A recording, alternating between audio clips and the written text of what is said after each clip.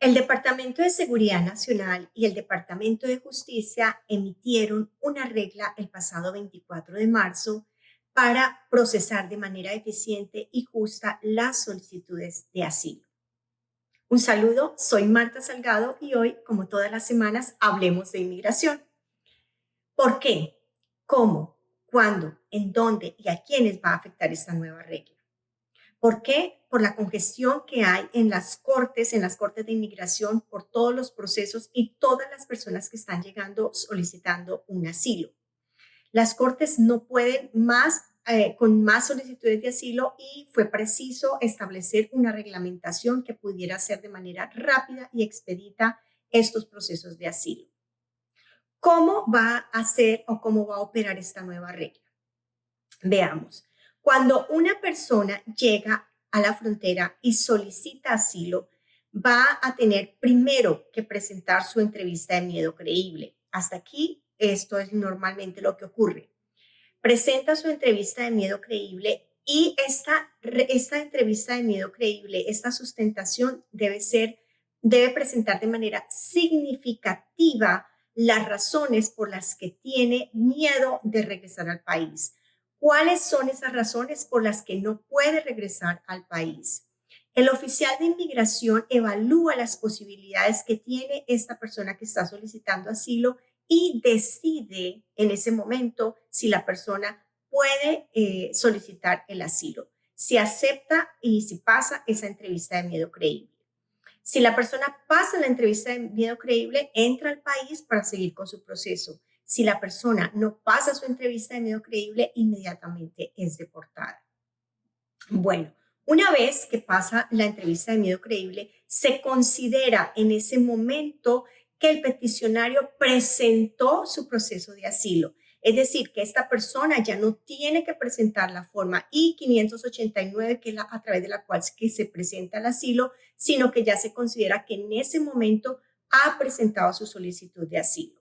Y en este momento empieza a contar el reloj. ¿Esto qué es? Es el tiempo a través del cual se cuentan los 150 días para solicitar el permiso de trabajo. Entonces, queda presentado oficialmente el proceso de asilo con la entrevista de miedo creíble. Presentado y aprobado esa entrevista de miedo creíble, pasa a un segundo oficial de inmigración para presentar una entrevista de mérito ante la unidad de inmigración de los Estados Unidos, ante la oficina de UCIS, no ante un juez de inmigración. Antes, en el proceso tal y como está ahora, mejor, este proceso, la persona que entra y solicita un asilo es remitida al juez de inmigración. O sea, pasa su entrevista de medio creíble y pasa a un juez, pasa a una corte. ¿Por qué? Porque se inicia un proceso de deportación. Y esta persona va a esa corte para sustentar su asilo y decirle al juez, no me deporte, no puedo ir a mi país porque estoy corriendo peligro. En este caso, y con esta nueva norma, no va a ser ante un juez de inmigración, sino que va a ser ante un oficial de inmigración de UCIS, en donde va a ser esa entrevista de mérito. En los procesos que normalmente se llevan dentro del país, en los procesos afirmativos, cuando la persona presenta su solicitud de asilo, presenta la forma I-589, va ante un oficial de inmigración para una entrevista. Va a hacer exactamente lo mismo. Presenta una entrevista de mérito ante ese oficial de inmigración. Esta entrevista de mérito va a ser programada entre 21 días y 45 días después de que ha sido aprobada su entrevista de miedo creíble. Entonces, presenta su asilo porque pasó su entrevista de miedo creíble, ese es su asilo, y de 21 a 45 días después va a tener la entrevista de mérito. Si en esta entrevista de mérito pasa la entrevista, queda aprobado el asilo y ya en un año y un día puede solicitar su residencia. Si no pasa esta entrevista de mérito, este oficial de inmigración lo va a remitir a un juez de inmigración, a la Corte de Inmigración. Y allí en la Corte de Inmigración es en donde nuevamente sustenta por qué razón sí deben dar el asilo, por qué razón no deben deportarlo y concederle u otorgarle el asilo. Esta entrevista, después de la entrevista de mérito, va a ser 30 días después.